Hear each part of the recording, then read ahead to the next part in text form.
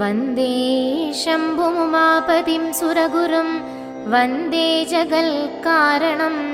वन्दे पन्नगभूषणं मृगधरं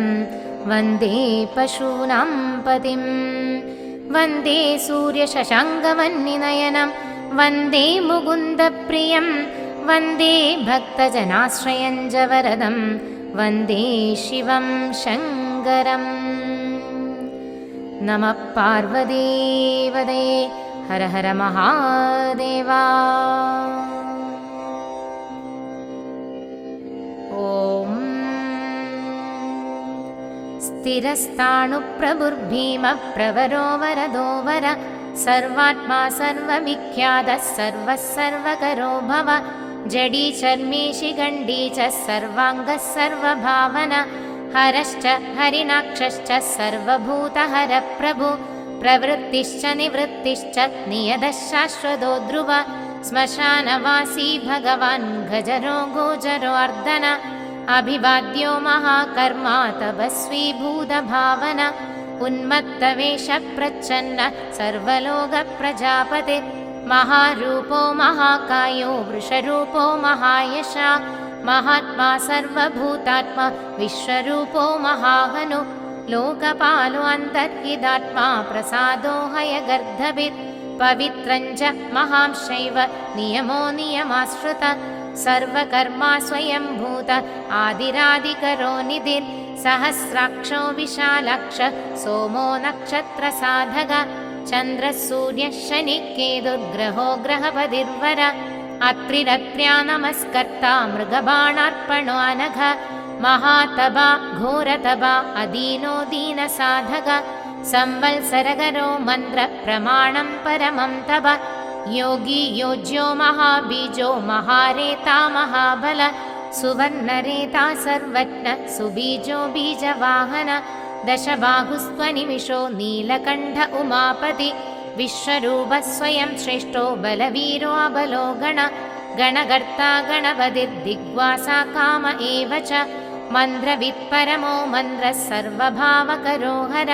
कमण्डलुधरो धन्वी बाणहस्तः कपालवान् अशनीशदग्नि खड्गी पट्टिशी चायुधी महान् श्रुवहस्तः सुरूपश्च तेजस्तेजस्करो निधि उष्णीषीज सुवक्त्रश्च उदग्रो विनदस्तथा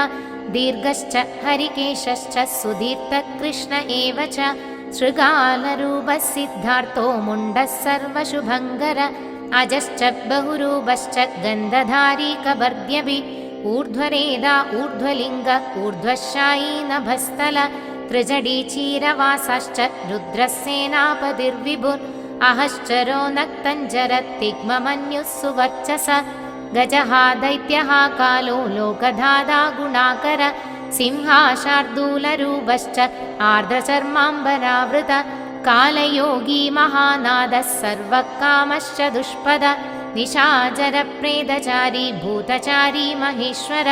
बहुभूतो बहुधर स्वर्भानुरमिदो गदित् नृत्यप्रियो नित्यनर्तो नर्तकः सर्वलालस घोरो महातपा पाशो नित्यो गिरिरुहो नभ सहस्रहस्तो विजयो व्यवसायो ह्यतन्द्रित अदर्शनो दर्शनात्मा यज्ञः कामनाशक दक्षया भागहारी च सुसहो मध्यमस्तथा तेजोऽपहारी बलः मुदितोऽर्थ्वाजितोऽवर गम्भीरघोषो गम्भीरो गम्भीरबलवाहन न्यग्रोधरूपो न्यग्रोधो वृक्षकर्णस्थितिर्विभुः सुधीष्णदशनश्चैव महाकायो महानन विश्वक्सेनो हरिर्यज्ञ संयुगापीडवाहन तीक्ष्णतापश्च हर्यश्व सहायः कर्मकालवित् विष्णुप्रसादितो यज्ञः समुद्रो बडवामुग उदाशनसहायश्च प्रशान्तात्मा उदाशन उग्रतेजा महातेजा जन्यो विजयकालवित् ज्योतिषामयनं सिद्धिः सर्वविग्रह एव च शिखी मुण्डी जडी ज्वाली मूर्तिजो मूर्धगोबली वेणवी पणवी ताली घली कालकडङ्गड नक्षत्रविग्रहमदिर्गुणबुद्धिर्लयोगम प्रजापतिर्विश्वबाहुर्विभागः सर्वघ्वामुख विमोचनः सुस्सरणो हिरण्यकवचोद्भव मेढ्रजो बलचारी च महीचारी श्रुतस्तथा सर्वतूर्यनिनादी च सर्वदोभ्यपरिग्रह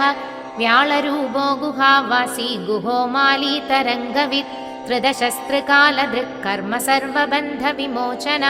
बन्धनस्त्वसुरेन्द्राणां युधिः शत्रुविनाशन साङ्ख्यप्रसादो दुर्वासा सर्वसाधुनिषेवित प्रस्कन्दनो विभागज्ञो अदुल्यो यज्ञभागवित् सर्ववासः सर्वचारी दुर्वासा वासवो अमर हैमो हेमकरो अयत्नः सर्वधारीधरोत्तम लोहिताक्षो महाक्षश्च विजयाक्षो विशारद संग्रहो निग्रहः कर्ता सर्पचीरनिवासन मुख्यो अमुख्यश्च देहश्च काहळी सर्वकामद सर्वकालप्रसादश्च सुबलो बलरूपधृ सर्वकामवरश्चैव सर्वदः सर्वतोमुग आकाशनिर्विरूपश्च निपादीयवशग्घग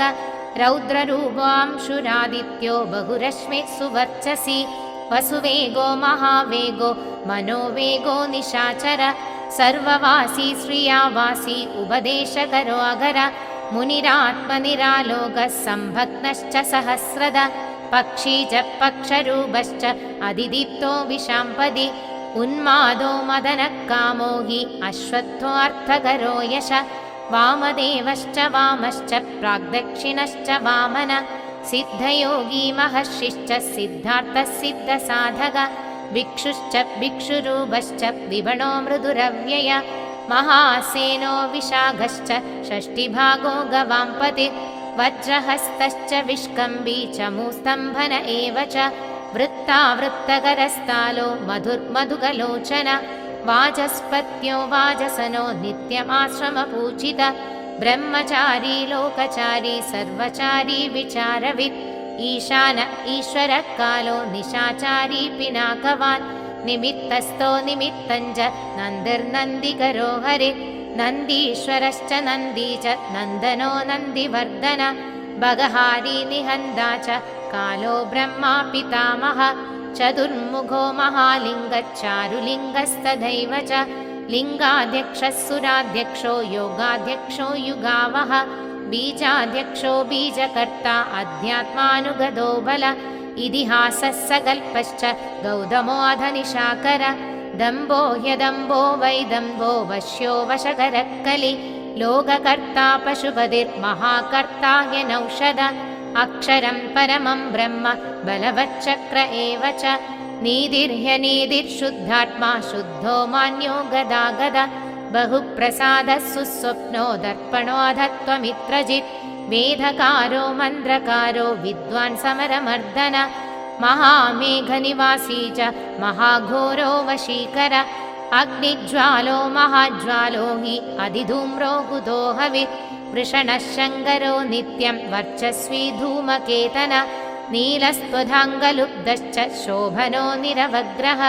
स्वस्तिदः स्वस्तिभावश्च भागी भागकरो लघु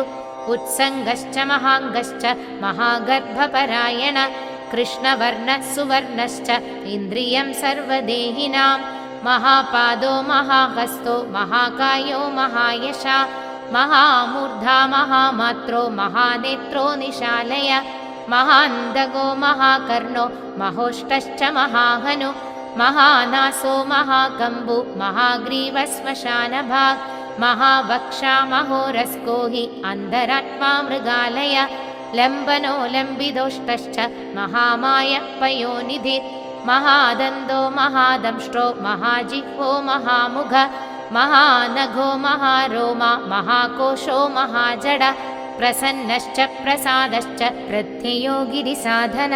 स्नेहनो अस्नेहनश्चैव अजितश्च महामुनि वृक्षाकारो वृक्षकेतुरनलो वायुवाहन गण्डली मेरुधामा च देवाधिपतिरेव च अथर्वशीर्षः सामास्य ऋक्सहस्रामिते क्षण यजुःपादभुजो गुह्य प्रकाशो जङ्गमस्तदा अमोघार्थप्रसादश्च अभिगम्य सुदर्शन उपकारप्रियः सर्वकनककाञ्चनच्छवि नाभिर्नन्दिकरो भावः पुष्करस्तपदि स्थिर द्वादशस्त्रासनश्चाद्यो यज्ञो यज्ञसमाहित नक्तं कलिश्च कालश्च मकरकालपूजित सगणो गणकारश्च भूतवाहनसारथि भस्मशयो भस्मगुप्ता भस्मभूतस्तरुर्गण लोकपालस्तदा लोको महात्मा सर्वपूजित शुक्लस्त्रिशुक्लसम्पन्नः शुचिर्भूतनिषेवित आश्रमस्तक्रियावस्तो विश्वकर्ममधिर्वर विशालशागस्ताम्रोष्टो हि अम्बुजालः सुनिश्चल कपिलः कपिषट्शुक्ल आयुश्चैव परोऽपर गन्धर्व्यो यदिदिस्ताक्ष्य सुविज्ञेयः सुशारद परश्वधायुधो देवो हि अनुकारी सुबान्धव तुम्बवीणो महाक्रोध ऊर्ध्वरेताजलेशय उग्रो वंशकरो वंशो वंशनादो ह्यनिन्दित सर्वाङ्गरूपो मायावी सुहृदो ह्यनिलो अनल बन्धनो बन्धकर्ता च सुबन्धनविमोचन सयत्नारिः सकामारिर्महादंष्टो महायुध बहुधा निन्दितः शर्वः शङ्करः शङ्करोधन अमरेशो महादेवो विश्वदेवः सुरारिः अहिर्बुध्न्यो अनिलाभश्च चेगिदानो गविस्तथा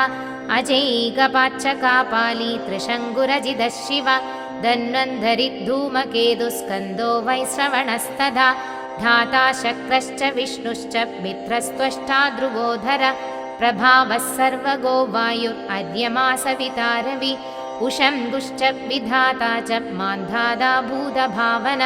विभुर्वर्णविभावी च सर्वकामगुणावह पद्मनाभो महागर्भश्चन्द्रवक्त्रो अनिलो अनल बलवांश्चोपशान्तश्च पुराणपुण्यचञ्जुरी कुरुकर्ता कुरुवासी कुरुभूतो गुणौषध सर्वाशयो दर्भचारी सर्वेषां प्राणिनां पति देवदेवः सुखासक्तः सदसत्सर्वरत्नवित् कैलासगिरिवासी च हिमवद्गिरिसंश्रय कूलहारी कूलकर्ता बहुविद्यो बहुप्रद पणिजो वर्धगी वृक्षो बहुलश्चन्दनच्छद सारग्रीवो महाजत्रुत् अलोलश्च महौषध सिद्धार्थकारी सिद्धार्थच्छन्दो व्याकरणोत्तर सिंहनादः सिंहदंष्ट सिंहगः सिंहवाहन प्रभावात्मा जगत्कालस्तालो लोकहितस्तरु सारङ्गो नवचक्राङ्गः केतुमाली सुभावन भूतालयो भूतपतिरहोरात्रमनिन्दित वाहिता सर्वभूतानां निलयश्च विभुर्भव अमोघः संयतो ह्यश्वो भोजनप्राणधारण धृतिमान् मदिमान् दक्षः सत्कृतश्च युगाधिप गोपालिर्गोपतिर्ग्रामो गोचर्मवसनो हरिः हिरण्यबाहुश्च तथा गुहापालप्रवेशिनां प्रकृष्टारिर्महाहर्षो जितकामो जितेन्द्रिय गान्धारश्च सुवासश्च तपःसक्तोरधिर्नर महागीतो महानृत्यो हि अप्सरो गणसेवित महाकेतुर्महाधातुर्नैगसानुचरश्चल आवेदनीय आदेशः सर्वगन्धसुखावः तोरणस्तारणो वादपरिधिपदिघेचर संयोगो वर्धनो वृद्धो यदि वृद्धो गुणाधिक नित्य आत्मसहायश्च देवासुरपदिपदि युक्तश्च युक्तबाहुश्च देवो दिवि सुपर्वण आषाढश्च सुषाढश्च ध्रुवोध हरिणोहर वपुरावर्तमानेभ्यो वसुश्रेष्ठो महापद शिरोहारी विमर्शश्च सर्वलक्षणलक्षित अक्षश्च हृदयोगी च सर्वयोगी महाबल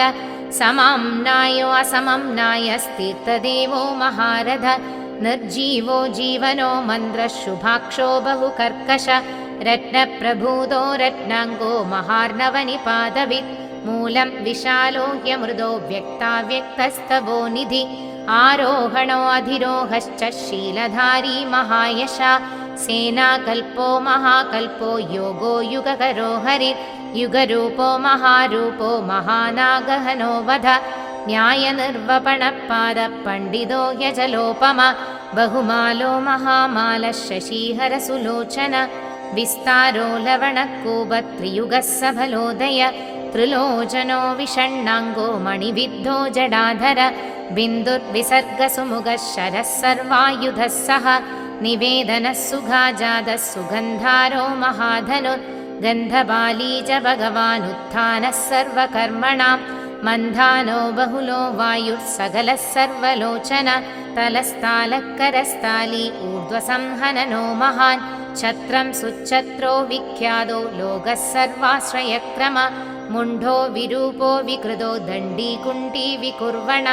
हर्यक्षकगुबो वज्री शतजिह्वः सहस्रपात् सहस्रमूर्धा देवेन्द्रः सर्वदेवमयो गुरुः सहस्रबाहुः सर्वाङ्गः शरण्यं सर्वलोककृत् पवित्रं तृगकुन्मन्द्रः कनिष्ठः कृष्णपिङ्गळ ब्रह्मदण्डविनिर्माता शतग्निपाशशक्तिमान् पद्मगर्भो महागर्भो ब्रह्मगर्भो जलोद्भव गभस्थिर्ब्रह्मकृद्ब्रह्मी ब्रह्मविद् ब्राह्मणो गदित् अनन्तरूपो नैकात्मा तिग्मतेजा स्वयंभुव ऊर्ध्वगात्मा पशुपतिर्वादरं हामनोजव चन्दनी पद्मनालाग्रः सुरभ्युत्तरणो नर कर्णिकारमहाश्रग्वी नीलमौलिपिनागदृक् उमापतिरुमाकान्दो जाह्नवीधृत् उमाधव वरो वराहो वरदो वरेण्यः सुमहास्वन महाप्रसादो दमनः शत्रुः श्वेतपिङ्गळ पीतात्मा परमात्मा च प्रयतात्मा प्रधानधृक् सर्वपार्श्वमुखस्रक्षो धर्मसाधारणो वर चराचरात्मा सूक्ष्मात्मा अमृतो गोवृषेश्वर साध्यर्षिद्वसुरादित्यो विवस्वान् सवितामृत व्यासः सर्गः सुसंक्षेपो विस्तरः पद्ययो नर ऋतुः संवत्सरो मासः पक्षः संख्यासमापन कलाकाष्ठालवामात्रा मुहूर्ताः क्षभाक्षण विश्वक्षेत्रं प्रजाबीजं लिङ्गमाद्यः सुनिर्गम सदसद्व्यक्तमव्यक्तं पिता माता पितामह स्वर्गद्वारं प्रजाद्वारं मोक्षद्वारं त्रिविष्टभं निर्वाणं लादनश्चैव ब्रह्मलोकः परागदे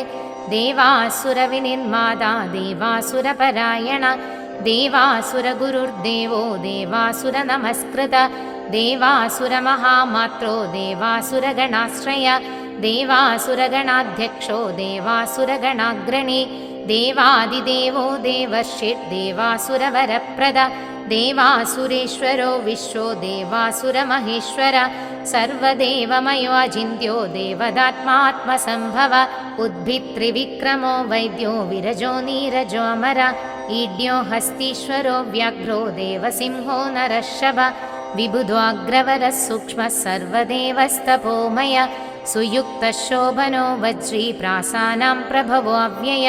गुहः कान्दो निजः सर्गः पवित्रं सर्वपावन शृङ्गी शृङ्गप्रियो भ्रूराजराजो निरामय अभिरामः सुरगणो विरामः सर्वसाधन ललाडाक्षो विश्वदेवो हरिणो ब्रह्मवर्चस स्थावराणां पदिश्चैव नियमेन्द्रियवर्धन सिद्धार्थः सिद्धभूधार्तो अचिन्त्यः सत्यप्रदः शुचि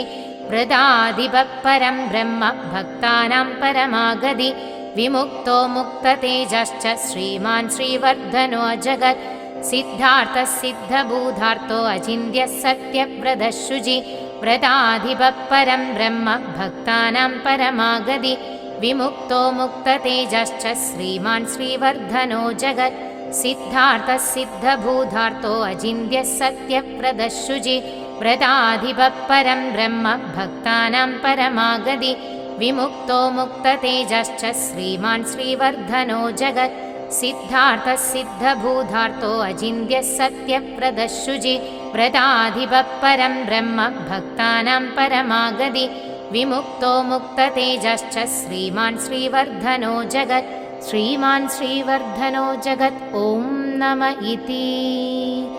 नमः पार्वतीपदये हर हर महादेवा।